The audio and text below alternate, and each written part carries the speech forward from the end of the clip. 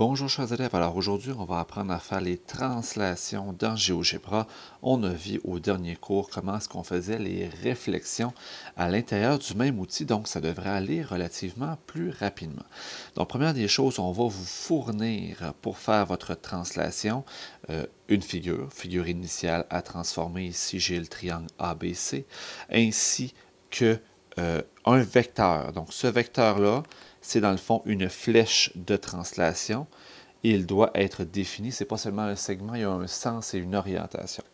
Maintenant, pour faire la translation, première des choses, ce que vous allez faire, on commence tout de suite par faire la translation.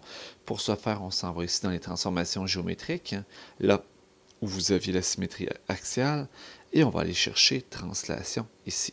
Dans le bas, on vous indique qu'il faut déplacer l'objet puis le vecteur. Donc, on va cliquer sur notre objet et on va cliquer sur la flèche de translation et automatiquement, le déplacement va être fait de façon symétrique. Maintenant, c'est quoi les propriétés de la translation que je veux voir à l'intérieur de votre figure? Première des choses, je veux voir que les lignes qui passent par les sommets homologues sont parallèles. Comment est-ce qu'on fait ça? Bien, tu vas tout simplement aller chercher ton outil de droite, ici, l'outil droite, et tu vas me faire des lignes qui passent par chacune des paires de côtés homologues.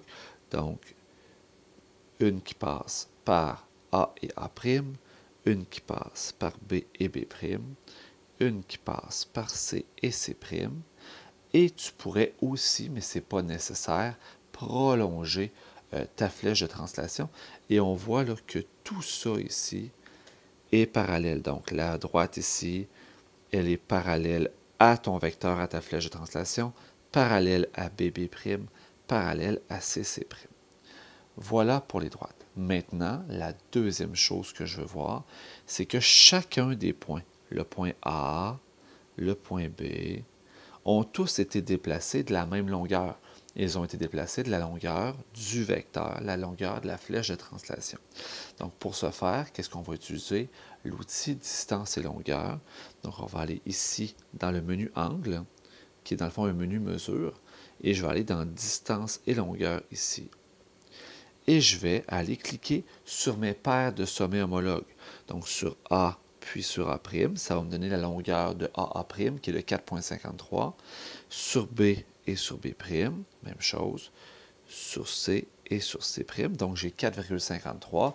Et surprise, entre D et E, ben c'est 4,53. Donc, tous ces déplacements-là sont équivalents.